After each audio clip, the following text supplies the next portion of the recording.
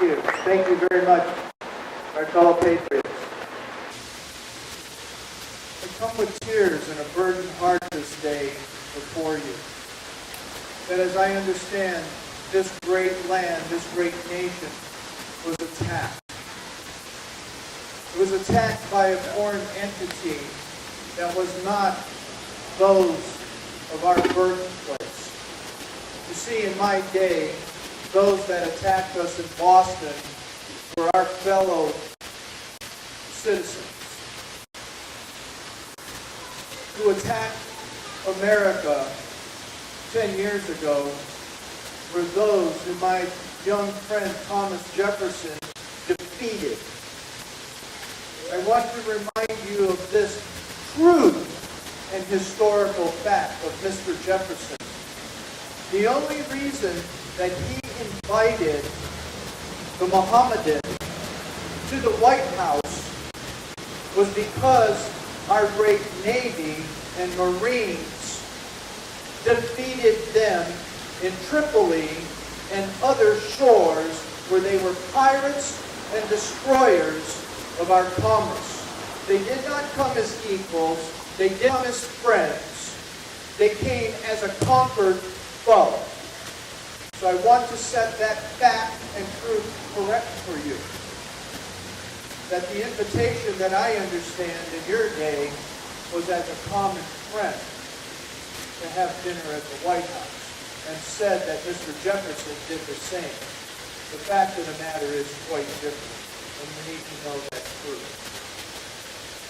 I also come from that point of listening to our fine friend as he prayed, and to let you know that our nation has always been that nation under God. You see, I was known as the last Puritan, and that was a very strange moniker for me to have and to hold true to. Because when the time came for General Gage to bribe me, I stood on my principles. You see, it was in fact that he came along and said, "Go see Mr. Adams. Go talk to him, because he is stirring up all these things.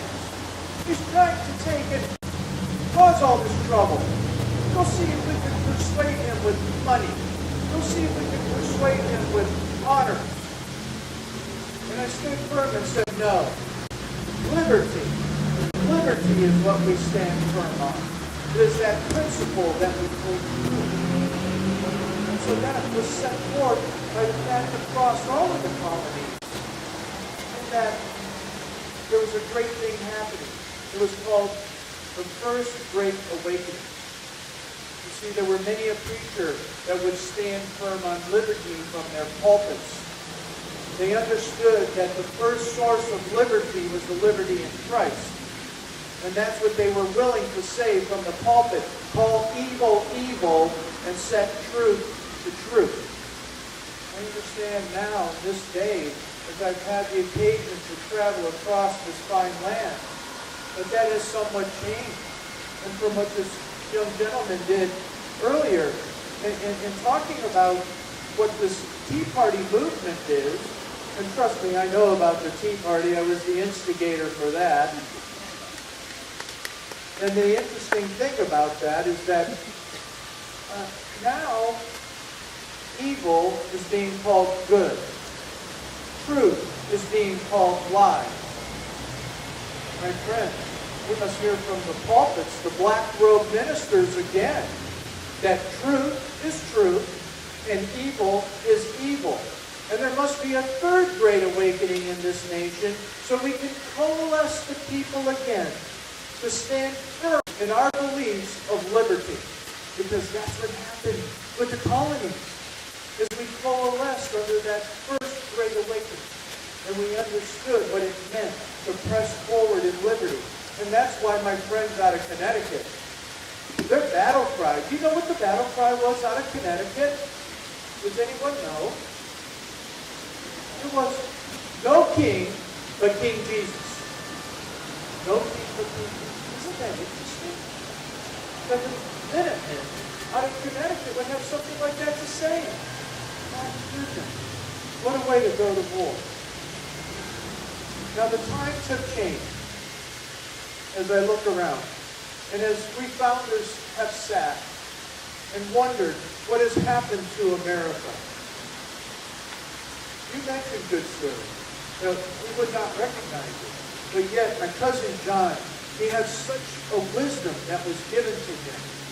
Because after this Constitution formed, he said that this great nation one day would be a land of 300 million. And this Constitution, as it is written and as it stands, would suffice for 300 million people. I understand that is about what the population of this land is today, is in that number of 300 million. Mr. Washington said, I think, at some period of time, I may have passed in 1803, but I believe that there were two young gentlemen that were sent on an excursion by him.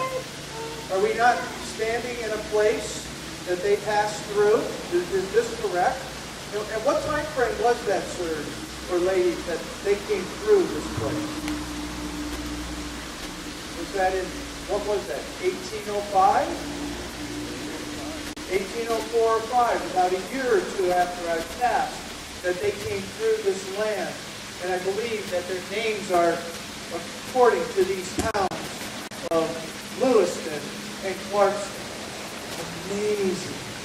Amazing that the land was surveyed. And the Constitution was only adopted in 1787. So the ability to see and foresee the greatness of what this land would be was almost prophetic when the Constitution was put together. And as you may know, that, as you articulated, good sir, that when I was back at Massachusetts, forming the Massachusetts Constitution, I understood and read and listened to what was happening at that great convention in Philadelphia. And when the document came out, I was not supportive of it. I was not clear on what it would be. I was fearful that individual rights and states' rights would not be held true. So I was a holdout, as I guess we would call it, and stood afar from that until I understood very clearly that there would be amendments to that Constitution according to Article 5 that would secure our states' rights and the individual rights of the citizen. So I was an anti-federalist at that time. And interestingly enough, it did cost me the opportunity to be vice president. Instead, my cousin John was adopted to that position. So the great hope during the whole time that we looked at what was happening in the formation of this nation, we knew that the colonies needed to separate because it was not just about taxation. It was about commerce. It was about legislation that was coming out of Parliament that put regulation on everything that we were doing. And we couldn't understand why they would do that when we were brothers, we were sisters, we were cousins, we were family. And yet, it did come to the idea that they needed to fund the wars that they were having on the continent. And I understand that there's a lot of things that are happening that we're now looking at in this period of time, that you in particular are looking at, is that foreign entities are requiring you to take, and through that government in Washington, the Congress and the presidency, that to succumb your liberties to foreign entities. I think there's things that are coming out of a greater group called the United Nations. And it's not what we ever expected. We expected that you would have that great opportunity to stand in faith, and that you would be able to stand as a state, united with the other states for the protection of your commerce, for the protection of the greater land from external enemies, and then from the protection of internal enemies. How interesting. how interesting to me to be able to see that it is the internal enemy, the Tories that we dealt with of that day. You have your Tories today. You have the Tories that are standing against your liberties internal to what you're doing. I had Governor Bernard, Governor Hutchinson to deal with. There were many others that were faithful to the king and to Parliament. And we stood firm again. And we can only say it over and over in our faith. That we understood what it meant to stand and grasp those personal liberties. And then, my friends, as patriots coming together, we acted upon it. We acted upon it to take a request from the king and petition him to take and withdraw these egregious things, these egregious acts that he was placing on us. I understand, sir, that you petitioned local government recently, and you asked them to step away from things that were affecting the liberty of the people of your county, of your borough, of your city. And so what was their response? No. But you see, that happened in my day too.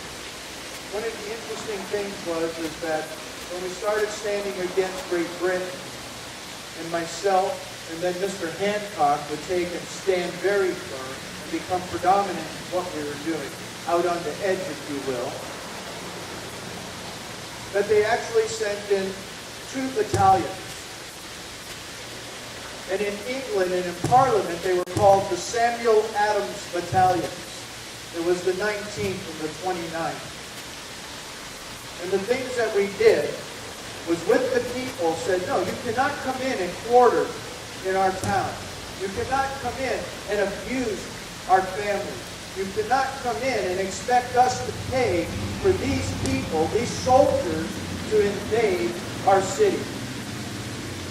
So my friends, the liberty message and that egregiousness of what was happening, 3,000 people in the town, that was the whole city of Boston, came together to stand firm and to support that leadership and to go to Governor Hutchinson and say, Governor, you must remove the troops from the city.